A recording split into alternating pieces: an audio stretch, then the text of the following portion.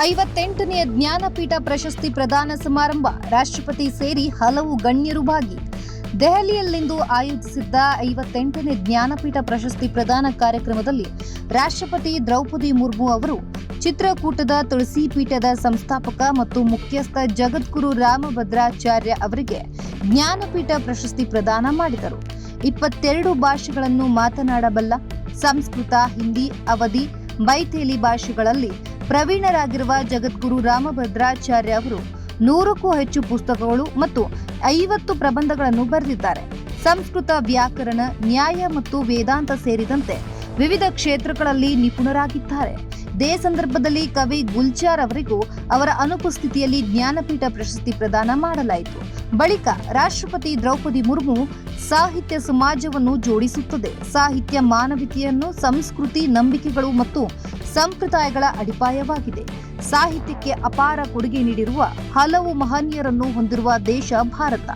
ಸಾಹಿತ್ಯ ಜ್ಞಾನ ಮತ್ತು ಬುದ್ಧಿವಂತಿಕೆಯ ಪ್ರತಿರೂಪವಾಗಿದೆ.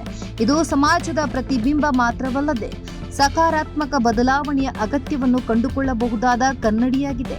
ಅದರಂತೆ ಕಾರ್ಯನಿರ್ವಹಿಸುತ್ತಿದೆ ಎಂದರು.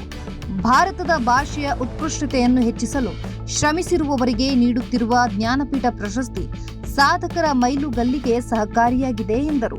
ಪ್ರಶಸ್ತಿ ಸ್ವೀಕರಿಸಿದ ಜಗದ್ಗುರು ರಾಮಭದ್ರಾಚಾರ್ಯ, ಸಂಸ್ಕೃತ ಮತ್ತು ಸಂಸ್ಕೃತಿ ಭಾರತದ ಮೂಲ ಮಂತ್ರವಾಗಿದೆ. ಸಂಸ್ಕೃತದಲ್ಲಿ ಕಾವ್ಯಗಳನ್ನು ಬರೆಯುವ ಮೂಲಕ ದೇಶದ ಸಂಸ್ಕೃತಿಯನ್ನು ಇನ್ನಷ್ಟು ಹೆಚ್ಚಿಸುವ ಪ್ರಯತ್ನ ಮಾಡಲಾಗಿದೆ ಎಂದು ತಿಳಿಸಿದರು. ವೇದ ಮಂತ್ರಗಳು ಭಾರತದ ಉಸಿರಾಗಿವೆ. ದೇಶವನ್ನು ನಾಶ ಮಾಡಲು ಪ್ರಯತ್ನ ಪಟ್ಟವರನ್ನು ಸಂಪೂರ್ಣ ಸಮಾಪ್ತಿ ಮಾಡಬೇಕೆಂದು ವೇದದಲ್ಲಿ ಉಲ್ಲೇಖಿಸಲಾಗಿದೆ. ಆಪರೇಷನ್ ಸಿಂಧೂರನಲ್ಲಿ ಕೂಡ ಪ್ರಧಾನಿ ನರೇಂದ್ರ ಮೋದಿ ಅವರು ವೇದದಲ್ಲಿ ಉಲ್ಲೇಖವಾಗಿರುವ ಕಾರ್ಯವನ್ನೇ ಮಾಡಿದ್ದಾರೆ.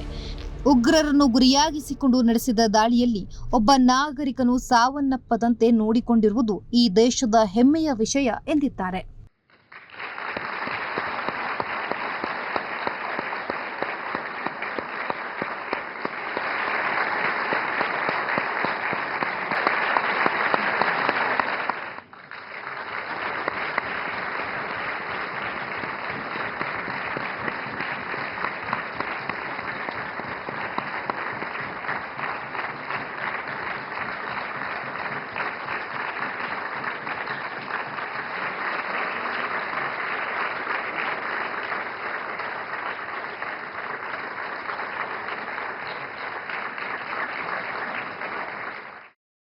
बंकिम चंद्र चट्टोपाध्याय द्वारा रचित वंदे मातरम गीत लगभग 150 वर्षों से भारत माता की संतानों को जागृत करता रहा है और सदैव करता रहेगा।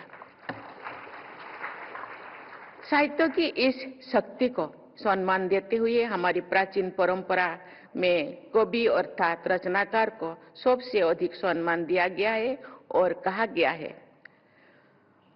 कबीर मनीषी परिभू स्वयंभू अर्थात सृष्टि के रचयिता ब्रह्मा कवि है, मनीषी है, सर्वत्र व्याप्त है और स्वयंभू भी है। वाल्मीकि, व्यास और कालिदास से लेकर रविंद्रनाथ ठाकुर जैसे कालजयी महाकवियों की रचनाओं में हमें जीवंत भारत का स्पंदन महसूस होता है। पर संस्कृत में गीत महाकाव्य कोई नहीं था। मैंने गीत महाकाव्य दिया, गीत रामायण लिखकर, और गद्य में भी संस्कृत में कोई महाकाव्य नहीं था। मैंने दशावतार चरितम लिखकर गद्य महाकाव्य भी दिया। मित्रों, भारतस्य प्रतिष्ठे दे संस्कृतम संस्कृतिस्थ था।